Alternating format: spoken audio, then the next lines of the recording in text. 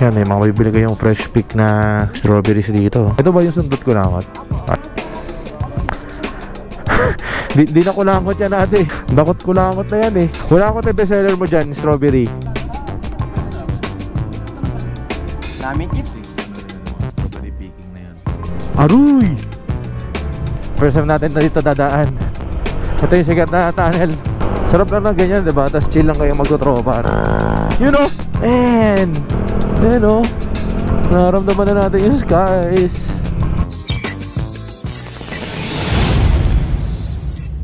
Alright kamix, let's go.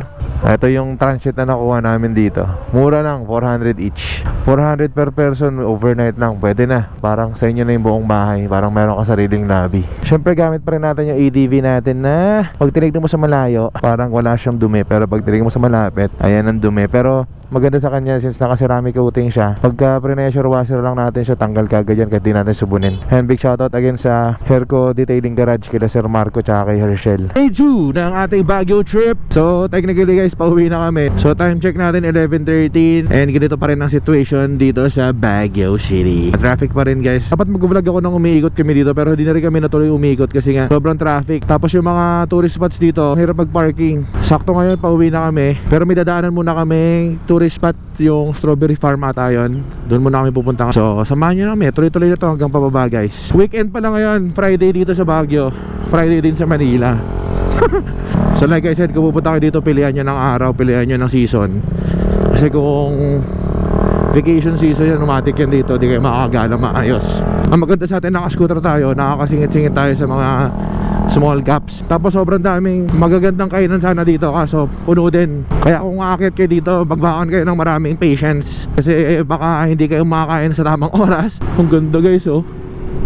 Para tayo na sa Rio de Janeiro. Eh Brazil na lang, Brazil. Ang ganda guys, oh. Grabe. Mabibilib ka talaga paano naitayo yan sa bundok eh, oh. Shoutout Dodi, Doding daga. Ako lang ba na pagkapupunta ako ng Baguio, gusto kong umakit sa ganitong flyover. Yung ganito yung harang niya guys, oh. Para siyang woods. Yun oh. Kita nyo ba yan? Grabe, ang ganda.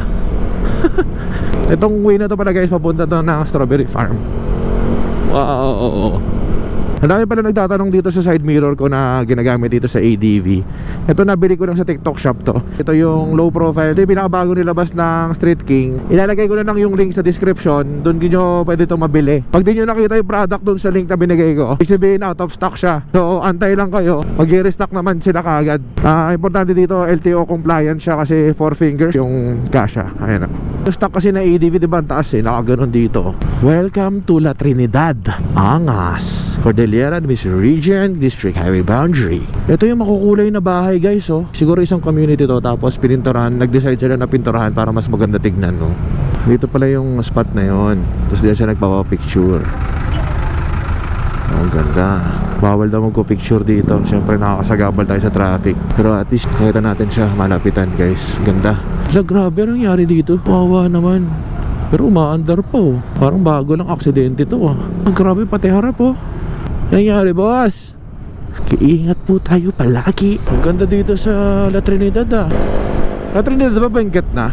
Alam ko benggit na ang La Trinidad eh. Wow, ganda dito. Holy shit.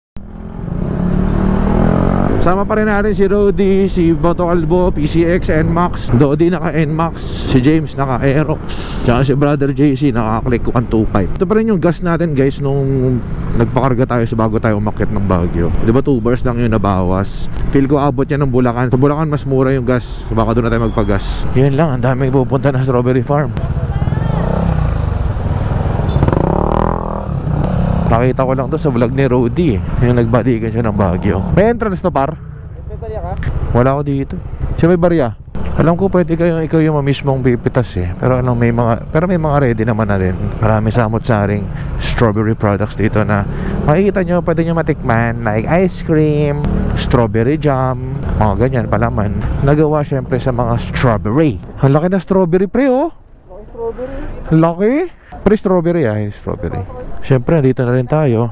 huwag natin kalimutan pasalubungan yung mga mahal natin sa buhay. Minsan lang tayo makapunta dito. Ito guys, so may mga available silang strawberry jam, ube jam. Yan, may mga bibili kayong fresh pick na strawberries dito, 250. Marami pa rin mga pasalubong guys dito, diba? Ito normally na binibili pagka galing kang Baguio guys. So, ito ba yung sundot ko langot? Ito, sundot ko langot guys. So, magkano dito? May mas malaki sir. Ako gusto mo. Di na kulangot yan ate. Dakot kulangot na yan eh. Ano yan? Nag-ice cream na kayo dyan ah. May chocolate po. Wala ko tayo bestseller mo dyan, strawberry. Ale. Siyempre di natin pwede palagpasin to. Strawberry ice cream. Namikit. Mix strawberry lang. Mix po, mix. Solid. So guys, ito yung pinaka strawberry farm guys. Ganda no? First time ko lang dito nakita guys. Ganda. So meron doon mga naglalakad. I think ano na yan, mga strawberry picking na yan. Bumili ako ng strawberry, 2 pack tsaka 3 strawberry jam ha? Para sa ating pamilya. Aruy! Sakit eh. Nagtutowing pala sila dito guys pagka unattended yung sasakyan. Ang daming sayote. Talaga nanggagaling yung mga gulay natin eh. Pinaghihirapan ng mga farmers yan natin dito sa Baguio guys. Kaya sa mga kids dyan, lagi nyo uubusin yung mga hinahandang gulay sa inyo kasi para di sayang yung effort. Kahit sabihin natin binibili natin yung mga gulay na yan, diba? Nagpadala pa talaga yung pamilya ni JC Motovlog sa atin ng maraming patatas guys. So dami, sobra. Dito mo ma-appreciate talaga yung may mga top box. Kasi pag may mga biglaan kang kargahan na hindi mo na-expect, dito pinagkasya lang natin. Tingnan mo, hindi na kasya yan no. Pipilitin mo na siyang isara. Shoutout sa family ni JC Motovlog. Dito rin kasi kami nag-lunch. Madam, thank you po. Thank you po. Grabe naman yung pasalubong mo. Biglang nagkapasalubong eh. Burnham Park. Hoy, nakakatawa, nakadaan tayo dito sa parang center nila. Sentro. Ito na yung Burnham Park guys. So, sa kanan natin. Ito may sakong dala. Si James TV, di naman naka-backpack kanina yan. Pinuno yung compartment. Si Dems, may backpack din bigla. Nakakriga lang naman kanina yan, na R3. Uy, yung SM Baguio. Kulit, nice. Hindi tayo nakapasok na SM Baguio guys, pero nakapunta na ako dyan once. Kulit yan eh, yung SM na walang aircon. Ito yung pinakamalungkot na part eh, no? Yung pagka uuwi ka. Yung ganitong scenery, yung ganitong environment. After 6 hours, 7 hours to trip back to Manila. Wala, back to reality tayo, back to city tayo. Konti na lang makita natin mga ganyang pine trees. Makita na natin ulit palagi mga gusali at saka mga kotse na napakadaming kotse. Ayun, mamimiss natin to. Definitely i-cherish natin to at masayang masaya ako kasi makikip natin to sa vlog natin, diba? Pagtanda natin ay pwede tayong balikan na video na pumunta tayo ng Baguio na nakamotor. Nung papunta tayo, nag-Ken Road tayo. Ngayon try daw namin mag Marcos Highway pababa. Wow! Uy, nakita nyo ba ito guys? Muli na namang nagtagpo ang lupa at ulap dito sa Marcos Highway. Napakaswerte natin na sasaksihan natin ito ngayon. Isang pabaon galing sa Baguio. Thank you Baguio. Picture mga motor. Picture ng mga motor. Binuksan ko yung visor ng helmet ko para maramdaman natin yung ulap. Kung di nyo pa natatry ito, itry nyo na. Naimbag nga adlaw. Hello. Wow, ang solid.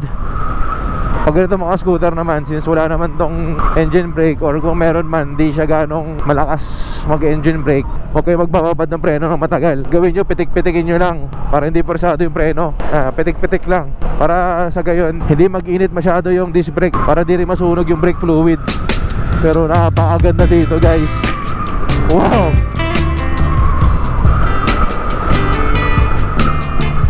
Grabe, ang ganda.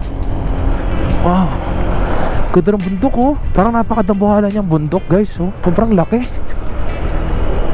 First time ko ata nadaan dito sa tulay na to. Ito yung sikat na tulay sa Marcos Highway. Dati meron dito yung mukha ni Marcos eh, diba? Hindi ko alam kung nasa na yun eh. Dito ba yun dati? Hindi ako sure eh. First time natin na dito dadaan. Ito yung sikat na tunnel dito sa Marcos Highway. Busina tayo para sign of respect lang since first time natin dadaan. Wow, feels great. Sarap. Sarap lang na ganyan, diba? Tapos chill lang kayo magtutropa, nag-ride. O, diba? Come again. Definitely Baguio, definitely. Sarap, lamig. Solid. You know? Wow!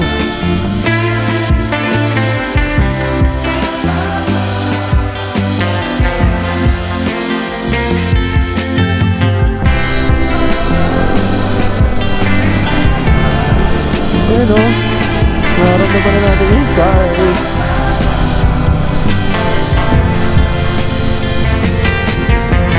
Oh man, parang familiar tong lugar na to. Parang pinunta ni Alfred yan.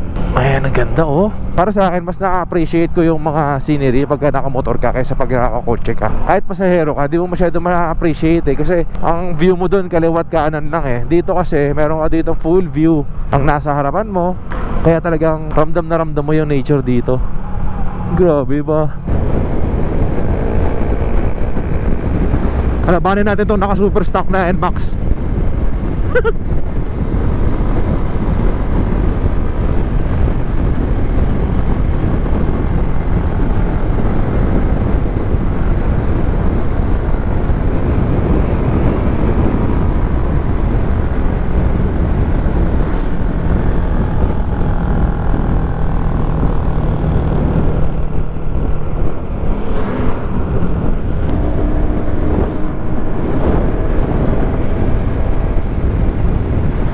Ganda ng daan dito ah.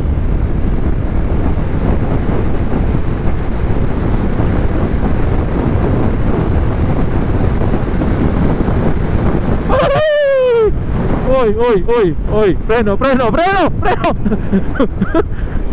preno. Wala ka pala itong engine brake. Ganda ng twisis dito sa Marcos ah.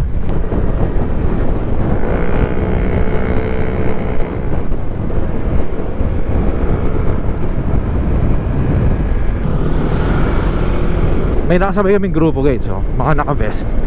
Malamang to may mga sariling grupo tong mga to, pero nakalagay sa vest nila ay Baguio chapter. Shoutout sa inyo mga sir. Sa likod nila may nakalagay Marshall. Kahit hindi nila kami ka-grupo guys, ayan, sumisenya sila sa mga motor nila sa likod. So nag-hand gesture sila sa amin. Kahit hindi nila ka-grupo, gusto nila yung mga kasabay nila safe din. Kudos sa inyo mga sir. Ayun o, sumisenya sila kung kailan dapat mag-overtake tsaka kung kailan dapat babalik sa linya. Tumisenyas din sila kung dapat ka magbagal. Ibig sabihin nun, caution. Magsenyas ulit sila na go. Ibig sabihin pwede mag-overtake. Ibig sabihin nun, good. Ibig sabihin nun, okay mag-overtake, walang kasalubong. Nakakatawa pag may mga ganyan, nakakasabay. Diba? Maraming salamat mga sir. Ride safe po. Alrighty. Huwag na mag-away, besh.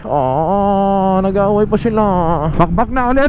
Konting pahinga lang dyan sa may Rosario. Let's go, balik tayo na Manila. Hey, ang tayo ng mga naka-intercom. Ngayon ko na-realize talaga na napaka-halaga ng intercom. Para pag kunyari hindi ako nagbablog, kunyari wala naman akong sasabihin, hindi ako nag-record, nakakasali ako sa kwentuhan nila. May mga times na inaantok ako, kailangan ko na lang siya labanan. Until we meet again, La Union. Next time, ano naman tayo? San Juan, Kamit Motor, promise yan. Godspeed. Hey, ganda na view. Tatlo sa amin naka-intercom. So sila nag-uusap. Pag may mga laki ng truck. So pag may mga usapan sila na patanggal ng antok, di tayo kasali doon. Sana makakuha tayo ng intercom para sa mga long ride natin. Maganda yung intercom na meron sila yung Fridcon. Nalimutan ko yung model pero Fridcon yung gamit nila. Super stock boy. Ayun o, ganun yung Fridcon guys o. Ayun o, ang liit lang diba? Di pa tayo nagpapagas guys o. Angas. Kapakatipid. Malayo sa big bike. Kung nag big bike tayo siguro gumasa sa ng mga around 3,000. Time check 4 o'clock. Time check guys, 5:10. At napakaganda ng ating view ngayon. Sunset baby, golden hour. Nakakapagod yun, no? Na-traffic kami sa Tarlac, putek. Tuloy-tuloy lang ang biyahe guys. Naghanap kami ng gasoline station para kay Rudy. Nag-blink na yung gas niya eh. Mula nung nagpagas tayo bago umakit ng Baguio, nasa 3 bars pa yung gas natin. Kaya pa to hanggang Bulacan. Baka stop over kami sa Wingko, Andy Wings na restaurant ng tropa. Doon na rin kami siguro magdi-dinner bago kami tumuloy-tuloy ng Manila. Tuloy-tuloy lang biyahe natin guys.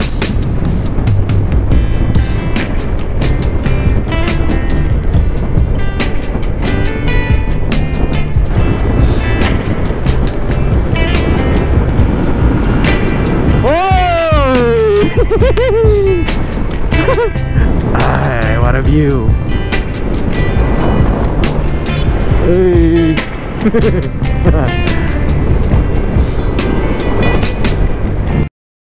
Pre.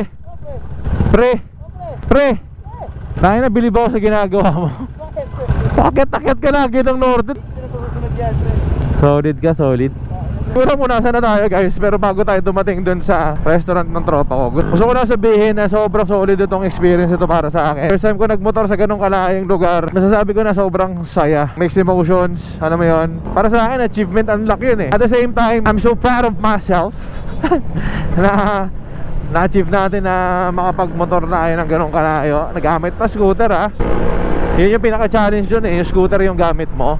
Pero di ko to magagawa guys kung wala tong mga kasama ko. So big shoutout sa mga kasama ko ngayon. Sila Rody, sila JC, sila James, Moto Calvo. Kahit sabihin natin sanay tayo magmotor, alam ko na ginabayan tayo ng mga yan. Kasi syempre bago sa atin tong ganitong ruta, eh sila for sure na alam na nila to, lalo na to si Rody. Kaya maraming salamat sa mga kasama natin. Kami ngayon sa Wingko. Ito yung last stopover namin. Kasi yung serve nila guys, unli pasta, unli wings, unli pizza. So lalabas mo na lang dyan yung menu nila. So yung order namin, yung unli wings, pakita ko lang dyan sa screen. Pasta, dito pa rin yan located sa may San Fernando, Pampanga, MacArthur Highway. Search nyo lang Wingko sa Waze tsaka sa Google Maps. Lalabas naman yun. So big thank you and big shoutout sa Wingko for our dinner habang pauwi kami ng Manila. Shoutout kay James, tsaka kay Kai. Kung tatanungin nyo kung masaya ba siya, oo, definitely. Kung tatanungin nyo kung nakaka-proud ba siya, yes. Kung tatanungin nyo kung masaya ba siya gawin as a first timer, definitely yes. Kung tatanungin nyo rin ako kung nakakapagod siya, malaking oo. Definitely nakakapagod siya guys. Pero kung tatanungin nyo kung worth it ba siya, sasabihin ko rin sa inyo yung oo. Pero kung tatanungin nyo kung uulitin ko pa,